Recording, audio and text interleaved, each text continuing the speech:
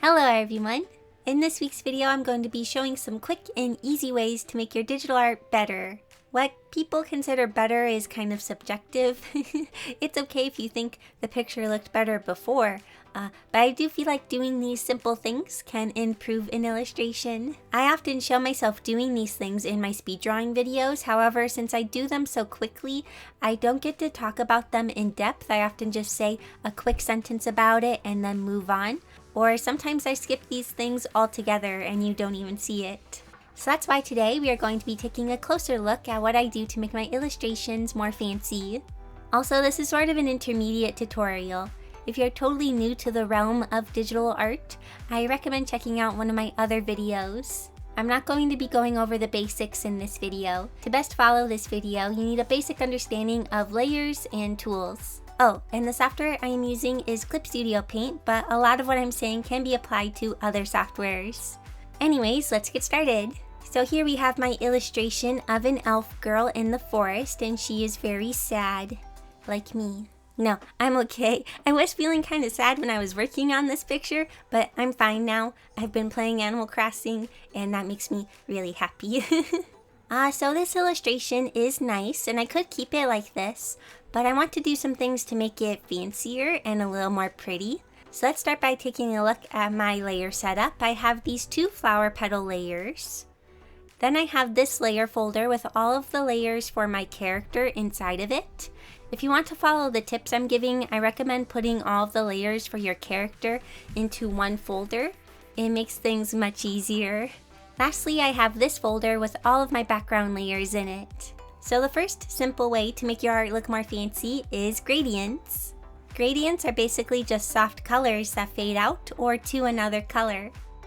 As I am talking, things might seem a little complicated, but basically all I'm doing is creating a new layer, sometimes clipping it to the layer below, changing the layer mode, and then applying the gradient with a soft brush. That's all I keep doing over and over again. So first I create a new layer, clip it to my character folder, and set it to multiply. I take a dark pinky color and apply it to the entire character. Now I'm going to softly erase this with a soft brush. The light is coming from the upper right, so I'm erasing the shadow on the upper right side of the character.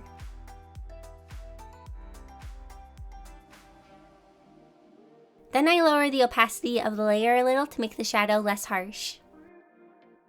Now for some lighting gradients. I make another layer above my character folder and clip it to the folder like before. I use a very light pink all around the edges of the character. I add a little more of the light color on the right side than I do on the left, since the light is coming from the upper right.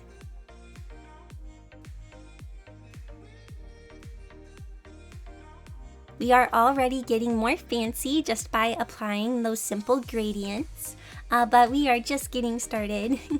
We also have to remember about the background. I make a new layer above most of my layers and set it to multiply. I add a shadow along the bottom edge of the picture. I then make another layer. Wow, I make a lot of layers. I use white to add some lighting to the top of the picture. Adding these gradients helps further push the lighting situation. I want to add some gradients to my trees, so I make a layer above my tree layer, clip it to the tree layer, and then use white gradients on the tree. This makes them look a little softer. I repeat the same process to add some white to the bushes.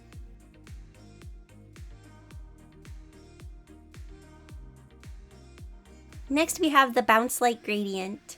I make a new layer above most of my layers and set it to add glow. This can also be known as color dodge or dodge in other programs. I then use a pink color and apply it along the bottom of the picture. A lot of times light will bounce up from the ground. Adding this detail can also just make things more lively, I guess. I don't know, it looks cool. Oh, I also add a little bit of this pink color to her face to make it stand out a little. Okay, that's all for the gradients for now, and here's what it looked like before, and here is after. Now we'll move on to the next step, but before we do, it's time for a mini review. That rhymes. We are taking a look at the Parblo A610 Pro. The A610 Pro is really cool because it can work with both your phone and your computer.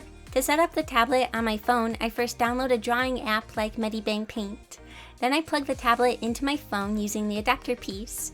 You get 2 adapter pieces, you use whichever one plugs into your Android device. Then I open the app and turn on the pressure sensitivity and the indicator. Once I do that, I am ready to draw. This tablet has a 10-inch by 6.25-inch active area, so it's pretty large and has a good amount of area to work on. This tablet has a really nice texture to it. It's smooth but not slippery. It has a nice little grip to it. The pen also feels really nice to use. It has 8,192 levels of pressure sensitivity. This means it responds very well to the changes in pressure that I apply to the pen. The pen is also battery free and does not need to be charged. I also used this tablet with my computer. It was really easy to set up and worked really nicely.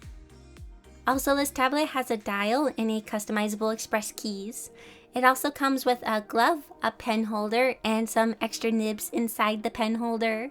I think the A610 Pro is a great tablet to get if you're looking for a tablet that works with your phone and computer. I give it 5 out of 5 stars. I didn't have any issues with the tablet. Parblo was super awesome and gave us a coupon code to use. Also, Parblo wanted to host a giveaway with me over on Instagram, so if you're interested in entering that, please go over to my Instagram page. So that's all for this mini review. Now back to the video. So now that we have applied the gradients, let's add some Gaussian blur. Gaussian blur is an easy way to add depth to a picture. I'm going to start by blurring out the petals that are close to us. Also, my screen recorder doesn't show windows that pop up, so I'll have to edit these windows into this video. I go to Filter, Blur, and then Gaussian Blur. I then slide the slider up until the petals are pretty blurred out. And ta-da! Instantly, the picture has more depth. Also, I add a little bit of pink set to add glow to the petals to help them stand out a little. Petals don't glow, but elves also don't exist, so I'm just gonna do whatever I want. This next step pretty much never gets mentioned in my videos, so I'm happy I get to talk about it here.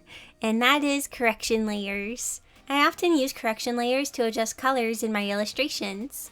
One that is very helpful is color balance. Like the name implies, color balance helps you balance colors by slightly changing their hue. I can change the colors for the shadows, the midtones, and the highlights. I overall want this picture to be redder. For the shadows and midtones, I make them more red and magenta. For the highlights, I decided to make them more yellow because I thought it would make the highlights stand out and provide a nice change in color. Now the colors feel a little more cohesive than they did before. Next, I use the level correction layer to correct the levels of my picture. This helps the darks be darker and the lights be lighter. I slide the slider on the left to make the darks darker and the slider on the right to make the lights lighter. This next step is kind of stylistic, and that's to make the highlights stand out. I want the character's eyes and tears to really stand out. Because of all the gradients I applied, they are kind of now a light pink color instead of white. So they don't stand out as much as I would like them to. To make them stand out, I want them to be super white. So to make them stand out, I'm going to move my tears and eye highlight layers all the way to the top of all my layers. And just like that, they are now white. You can also just wait to add your white highlights till closer to the end of your illustration process. This is what I usually do. Changing your line art color can be an easy way to make your line art more subtle. In this case, I made a new layer above my line art folder, clipped it to the folder, and then went over some of my line art with a pink color. For this illustration, it's a very subtle change, like you hardly notice the difference. But in some cases, it is more prominent. Also, to help things stay more prominent, I didn't change the line art of her face at all. I wanted that to stay pretty dark. So here's the illustration when we started, and here it is now. But we are not done quite yet. We're getting really close. Some changes are easier to make when the picture is all on one layer. So I saved my picture as a .png and then opened that in Clip Studio. So as you can see, my picture is now all on one layer instead of split up between layers. This will make it easier to rotate my picture. An easy way to make pictures feel a little more dynamic is to rotate the picture. I press Ctrl and T to make the selection area pop up. I then rotate my picture just a little bit. Because I rotated the illustration, it no longer fits the canvas, so I'm going to change the canvas size by going to Edit and then Change Canvas Size. Rotating the picture just a little bit helps it feel a little more lively, I think. We are almost done. I'm going to add more Gaussian blur. To help give the picture a softer feel and give it a little more depth, I'm going to blur out the edges of my picture. To do this, I duplicate my illustration. I then apply Gaussian blur to the duplicate. I then erase the middle area of the duplicate with the soft brush.